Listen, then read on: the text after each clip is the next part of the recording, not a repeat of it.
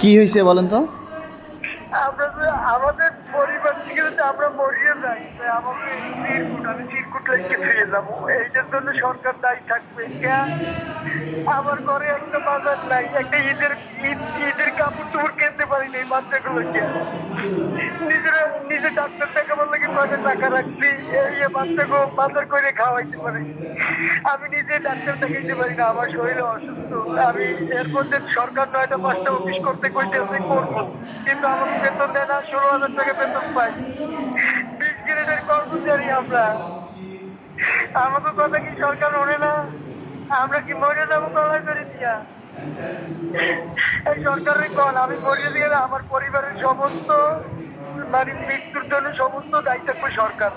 আমরা সপরিবার আজকের রাত্রে বিষ খেয়ে মারা যাবো। আপনার কাছে অনুরোধ, আপনি যদি আমাদের সংগঠনের বড় ভাই, আপনি আমার বাড়ি থেকে তিরপুরটা নিয়ে পেপার পত্রিকা মিডিয়া দেবেন, যাতে করে যদি সবাই নজরে আয়। নাইলে এ দিয়ে সংসার চালাতে পারি না। 20 গ্রেডের কর্মচারী আমি একজন। কে কে আমার কোথা বেতন থেকে 16,000 বলছেন? টাকা। কোথা থেকে বলছেন? নামটা বলেন। আমার নাম ফেরদৌস, আমার বাড়ি হইল বরগুনা। আমি যুব উন্নয়ন অধিদপ্তরে অফিস সহায়ক পদে চাকরি করি। চাকরি হয়েছে আজ 18 বছর।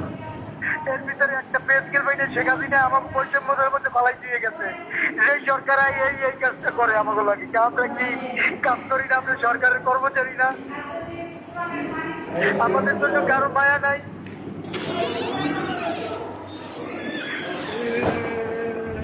এখন অধৈর্য হলে কি হবে বলেন?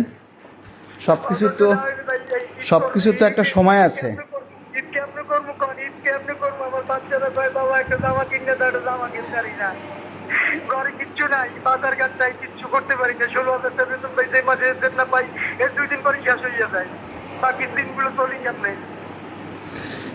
এখন দেখেন, অন্তর্বর্তীকালীন সরকার তো আমাদেরকে পে স্কেল দেয় নাই। এখন আছে নতুন যে সরকার আসছে, এই সরকার কেবল আইসা বসছে, এখনো 1 মাস হয় নাই। আমরা তো আমাদের দাবির কথাগুলি জানাইতেছি। এখন আপনারা যদি এভাবে অধৈর্য হয়ে এলোমেলো চিন্তা করেন তাহলে তো সমস্যা। আরে ভাই, আপনি যদি না আপনি যদি আস- আমি রাত্রে ঘুমাইতে পারি না, উঠতে বইয়ে থাকি, ওষুধ কিনে খাইতে পারি না, তা আমার আপনাকে আপনাকে বলার মতো ভাষা আমার নাই, কিন্তু এই মুহূর্তে একটু ধৈর্য ধারণ করা ছাড়া আর কিছু করার নাই। কারণ আমরা অনেক ধৈর্য ধরছি, আর কয়েকটা দিন ধৈর্য ধরি, আমরা আর কয়েকটা দিন দেখি। সরকার নিশ্চয়ই একটা ব্যবস্থা নেবে। আপনারা এরকম কোনো ভুল সিদ্ধান্ত নেবেন না। যদি এটা যদি না হয়, যদি অল্প কয়েকদিন ধৈর্য ধর্ম যদি কষ্ট করে হইলো, যদি এরপর না হয় তাহলে আমরা সবাই মরিয়ে যাবো। 20 থেকে সুইসাইড করবো, এর থেকে মরিয়ে যাওয়া বলে দুনিয়ার কষ্টের জায়গা। এরপর আরো মানুষের কষ্ট দেয়। সরকারি আমলা টামলারা কোটি কোটি টাকা নিয়ে বিভিন্ন দেশে নিয়ে বেগম করে, এই জায়গায় ওই জায়গায় বাড়ি করে, এদের সরকারের চোখ পড়ে না।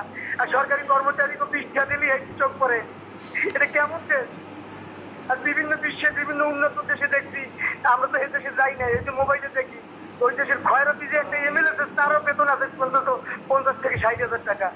তারা খাইয়ে পড়ে ভালো আছে। আর এটা কেমন দেশ যে আমরা এই দেশের আজকে নাগরিক হইয়া, দেশের সরকারি কর্মচারী হইয়া আজকের আমাকে বৈষম্যতা, আমাকে 2 টাকা দিলে সরকারের সচিব বাজে, আমাকে 2 টাকা দিলে সরকারি আমলা চোখে পড়িয়ে যায়। আমরা কি মানুষের বাচ্চা না? আমরা কি গরুর বাচ্চা? এটা আপনার কাছে তুলে ধরলাম। আপনি এটা যদি পারেন আমাকে দিকে একটু তাকান, নাইলে আমরা মরে যাবো। ভাই ভালো থাকেন, আমাদের জন্য দোয়া করেন। আসসালামু আলাইকুম। ধৈর্য ধরেন, ধৈর্য ধরেন। কি বলবো বলেন? বিভিন্ন মানুষ ফোন করে কান্নাকাটি করে, চলতে পারতেছে না। সামনে ঈদ, জামা কাপড় কিনবে সেটা পারতেছে না। ছেলেমেয়েরা আবদার করে, ছেলেমেয়েরা কান্নাকাটি করে, তাদের আবদার রক্ষা করতে পারে না। আমরা আসলে এদেরকে কি বুঝ দেবো বলেন? আপনারা যারা এইটা শুনছেন, আপনারাই বলেন যে আমরা এদেরকে কি বুঝ দিব বলেন? সংসার চালাতে পারছে না বলে অনেক কর্মচারী সুইসাইড করছে। এরাও হুমকি দিচ্ছে বেতন না বাড়লে সুইসাইড করবে। আমরা কি করব বলেন? আমরা মাননীয় প্রধানমন্ত্রীর দৃষ্টি আকর্ষণ করছি। মাননীয় প্রধানমন্ত্রী, আপনি দ্রুত একটা পে স্কেলের ব্যবস্থা করুন। অন্তত আপনি পে স্কেল যে দিবেন সেই সংবাদটা অন্তত আমাদেরকে দিন, যাতে আমাদের কর্মচারীরা শান্ত থাকে, অন্তত তারা নিজেদের মধ্যে একটু স্বস্তি থাকে। এখন তো আমরা অনিশ্চয়তার মধ্যে আছি। মাননীয় প্রধানমন্ত্রী, আপনার সহায়তা চাই, আর কিছু না।